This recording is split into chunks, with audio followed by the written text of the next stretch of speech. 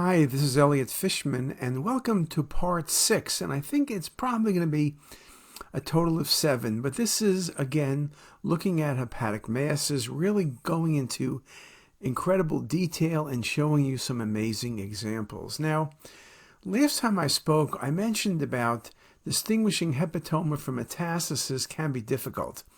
Again, a clinical history of cirrhosis can be helpful, but you can get metastasis to cirrhotic livers.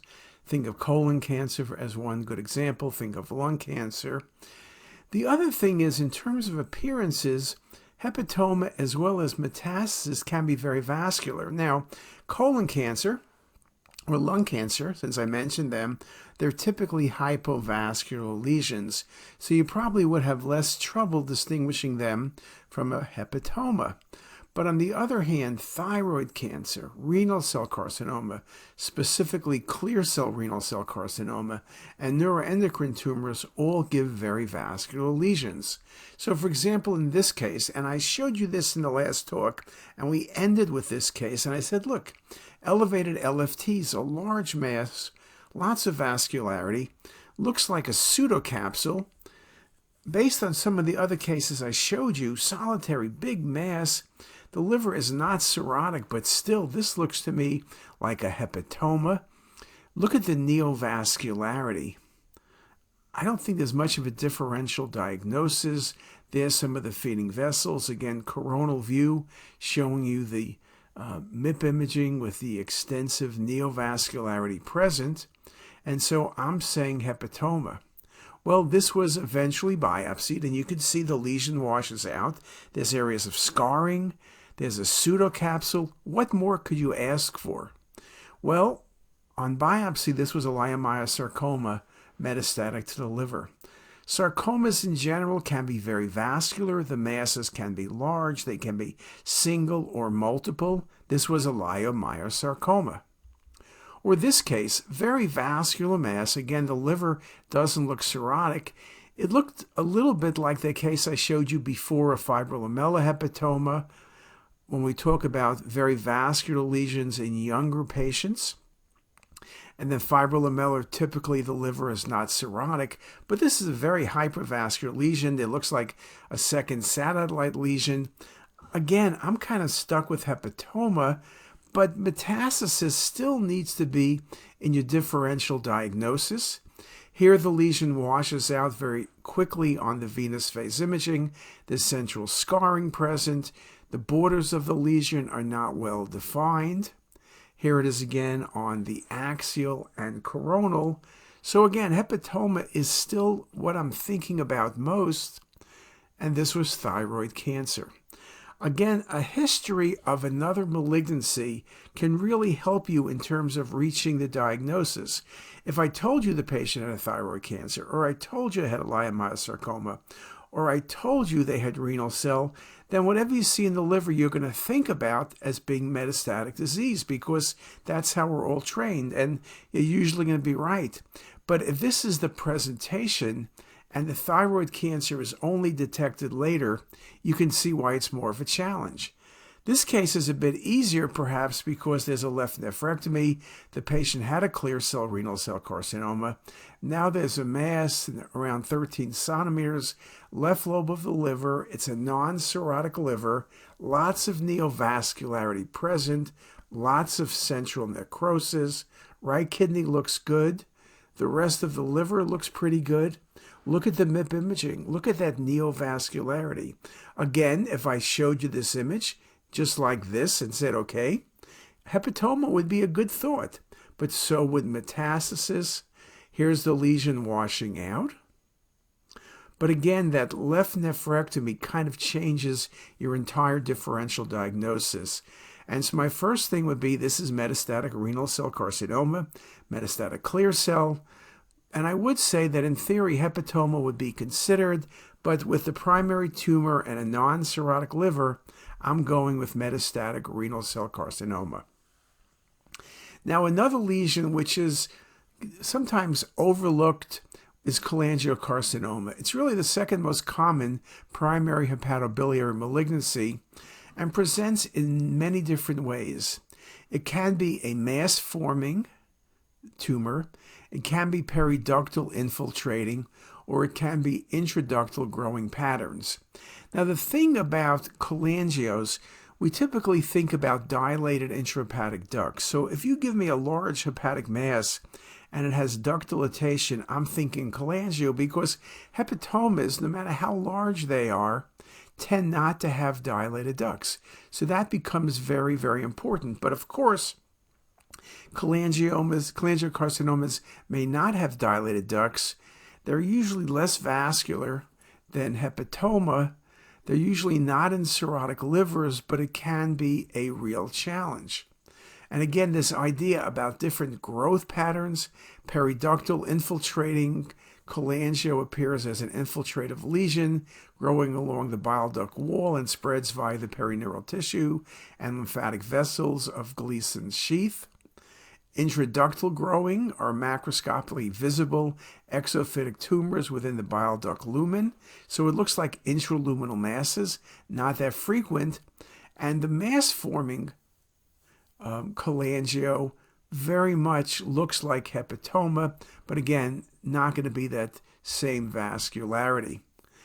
The role of CT, the role of MR, sometimes CT is very specific, sometimes CT is not certain. There have been some articles which show that MR can be helpful, but usually, again, it's most helpful in those cases with dilated ducts, where perhaps you're looking for the transition point where the duct changes, or you're looking for an intraluminal mass within the patient's duct. So when you think about mimickers of cholangio, particularly the mass-like, then you think about hepatoma, you think about the unusual hepatocellular cholangiocarcinoma. Sclerosed hemangiomas are usually peripheral and calcified. They're not vascular. I don't think that's a problem. Confluent hepatic fibrosis can be a challenge when it simulates a mass. Lymphoma, just because it's hypodense. But with lymphoma, I tend to see multiple lesions. With cholangiocarcinoma mass-like, there's usually one large mass. And of course, cholangio looks very much like metastatic disease. It's interesting when you talk about the infiltrating cholangiocarcinomas. Again, you think about that possibility, but you also think about other things that infiltrate the ductal system. Very popular these days is IgG4-related diseases, primary sclerosing cholangitis, gallbladder cancer extending into the hilum and then the ducts, intraductal papillary neoplasm of the bile duct, IPNB, which is very rare, and occasionally benign fibrosis or even infection like TB can be somewhat challenging. Here's a good example. A patient's jaundice, there's ascites, there's a large central liver mass. The liver looks irregular. I would worry about cirrhosis. And all things considered, my first thought here with this infiltrating tumor in the hilum is still going to be a hepatoma. But in that differential, you would have to include a cholangiocarcinoma. Cholangios can be necrotic, they can have peripheral enhancement, but so can many of the hepatomas I showed you.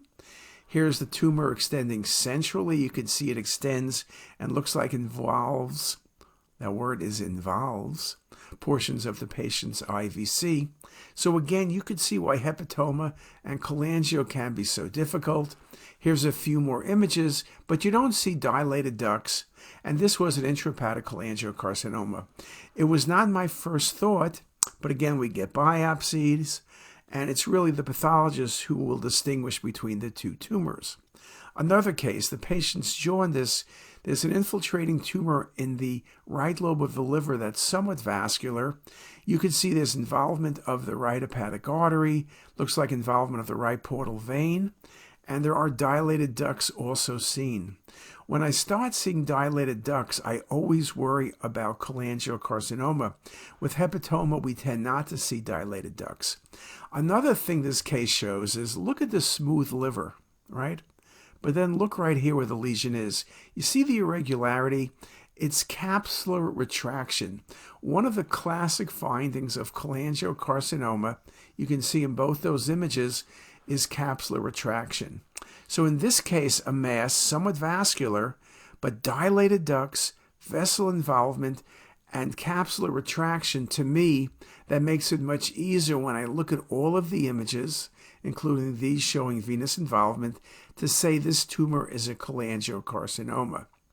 Now, again, with cinematic rendering, we are looking to see how helpful it can be in picking up infiltrating tumors, which it shows very nicely here, and shows the dilated duct, the capsular retraction, and the infiltration, all of which points you to an intrahepatic cholangiocarcinoma. Now, one of the other things we think about, and probably don't think about enough, is lymphoma involving the liver. Most of the time we think about lymphoma where it's multi-organs, where it's liver, spleen, kidneys, adenopathy, maybe chest. But there is primary hepatic lymphoma. It's a rare primary liver tumor, but it's an important consideration because management is going to be chemotherapy. Now, here's a good example of elevated LFTs. It looks like cirrhosis and surely looks like lots of hepatic disease. There's a right pleural effusion. There's something going on in the liver, and I have a feeling there's nodes over here. So one of the things you need to think about, at least potentially, is going to be lymphoma, though again, it's going to be rare. Here it is on the venous phase. There's lots of textural changes, and it's really a lot of parenchymal liver disease. There are low-density lesions, but I think I've shown you some cases where inflammatory disease in the liver will have this appearance, where it involves the entire liver, where there's nodularity, there's low density, and multiple liver lesions, but again, not necessarily tumor. So could this just be fatty infiltration? Can it be inflammatory etiology? Doesn't quite look infection. It's not going to be an abscess, but it looks like underlying parenchymal liver disease. This was eventually biopsied, and when you look carefully, the spleen had several lesions. There were nodes present by the celiac, and so when you see the liver looking abnormal, and then you see the spleen and you see nodes, you got to think about lymphoma. And this was a B-cell lymphoma involving not only the liver, but the spleen and nodes. So you can see this is a really good example, not so much of a mass in the liver, but infiltration. So it can be challenging. I think in this case, some of the extrahepatic spread of disease made it a bit easier to diagnose.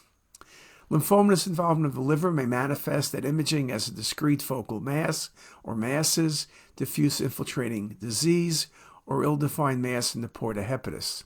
The most common imaging manifestation is a solitary discrete lesion, about 60% of cases, and multiple lesions in about 40%. Again, the last case, this diffuse infiltration, is really one of the biggest challenges we have.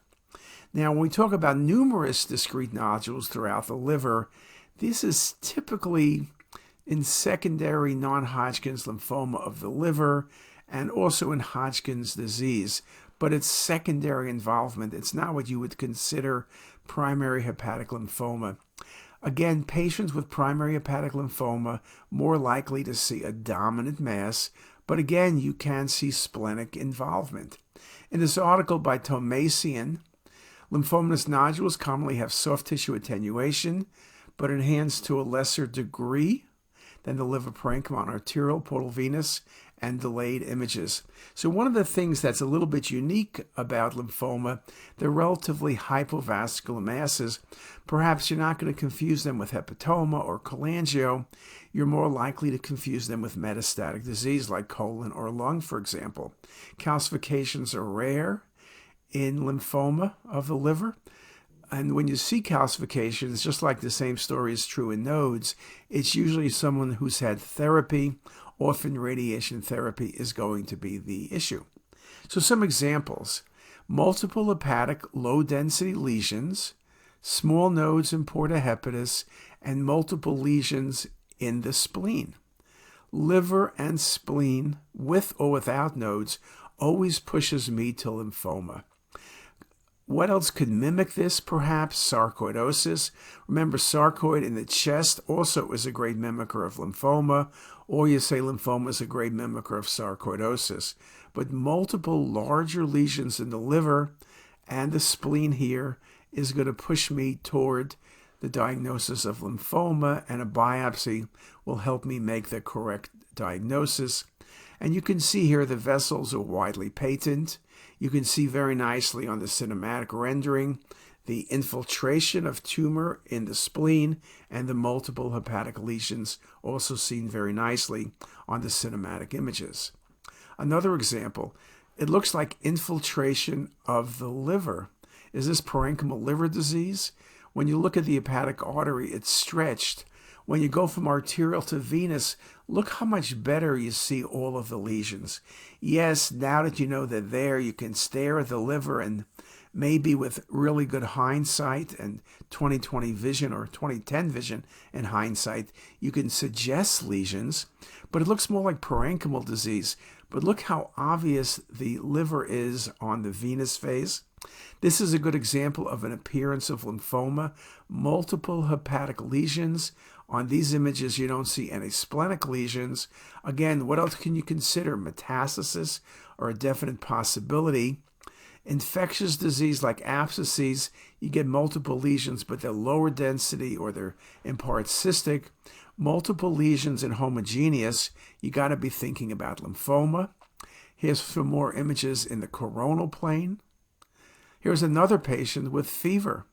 Large mass right lobe of liver. There's also a mass involving the diaphragm by the chest wall. So that makes you think, could this be infectious? Could it be inflammatory? When you look a bit more carefully, lots of ascites, but also right pericardiac nodes. You put all this together, yes, it could be metastatic disease, but you got to be thinking about lymphoma. And here was lymphoma with a dominant mass, adenopathy, ascites, which is uncommon, and this chest wall involvement. Just a really nice example of lymphoma of the liver. Okay? A very nice case. Another example, B-cell lymphoma, large mass in the liver, multiple smaller masses in the spleen. Again, only looking at the liver, you focus on metastatic disease, could be hepatoma, but it's a hypovascular lesion. Central necrosis could be a HCC, which is not very vascular. That's a possibility. And again, biopsy is necessary. Splenic lesions are less common with HCC, but they do occur. So again, a large mass, a dominant mass. Here it is on the PET scan. Both the liver and the spleen had positive findings, and this was lymphoma. Or this case, multiple low-density lesions in the liver. You can see there's a mass in the lower pole of the kidney. There also looks like a mass in the tail of the pancreas and potentially in the left adrenal gland. Is this metastatic renal cell? It would be a papillary because it's not very vascular. On venous phase, look how much better you see the liver lesions. Okay, this looks like the case I showed you a few moments ago. This looks like lymphoma. So here we have lymphoma where there's renal involvement, there's nodal involvement, there's kidney involvement. Again, multi-organ involvement. You always have to think about lymphoma. Now, I have to admit, when I give quizzes on Wednesdays, when I quiz the faculty, one of the things I'll sneak in there are some lymphoma cases, because lymphoma and melanoma could look like almost anything. The same can be true of sarcoidosis. So when I'm looking at malignancies, particularly hypovascular lesions, particularly when there's multi-organ involvement, you always have to think about lymphoma. And again, just a very nice example of adrenal, pancreas, liver, and kidney. What about this case? Central lesion in the liver. Maybe there's dilated duct. So I'm thinking this is a cholangiocarcinoma invading vessels and causing dilated ducts. The coronal view shows a vascular involvement and the ductal infiltration. I'm going with cholangiocarcinoma. You can see the stretching of the hepatic artery on the volume rendering and on the MIP imaging. Again, venous phase. Look at that mass. Look at the ducts. Vessel involvement. To me, this is cholangio. No, it's not hepatoma because of duct dilatation. Well, what did this end up being? There's encasement of the portal vein. no matter how you look at it, I'm still sticking with cholangiocarcinoma. Well, this was lymphoma. Lymphoma can infiltrate the hilum and really be a great mimic of cholangiocarcinoma. So one of the things I've just showed you is about 8 cases of lymphoma involving the liver and nearly 6 different patterns. So again, something to think about and can be somewhat challenging. Now, there are other malignancies of the liver, but let's do this. Let's take a break, come back, and finish up our last talk. See you in a few minutes. If you like this video, make sure to subscribe to the CTisus YouTube channel. You can also visit us at ctisus.com for even more videos, plus quizzes, pearls, protocols, and oh so much more. We're also in the App Store and have well over a dozen apps for iPhone and iPad, all completely free. Thanks for watching.